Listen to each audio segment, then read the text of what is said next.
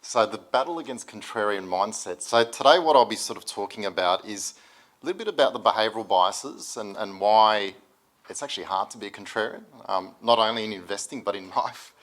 I'll also talk about why is it maybe an interesting time to look at contrarian investing, and then sort of wrapping it up with how Fidelity reflects contrarian investing and how you may think about it from a broader portfolio perspective.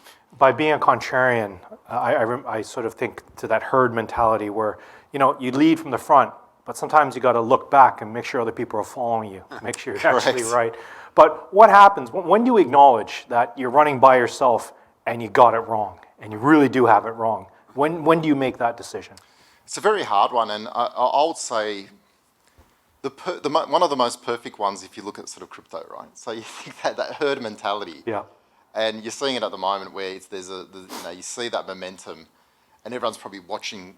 It's like a circle with people with guns at each other. Everyone's sort of watching who's going to be go out first, who's going to stay behind. So what I would sort of argue, look, it's very hard. It's you can use momentum. One of the things, if you're running an asset allocation process, I would argue, which is quite useful, is obviously a lot of frameworks will have a valuation sort of methodology. You might have a more sort of cyclical sort of factor, but monitoring momentum because momentum is a pretty quick indicator.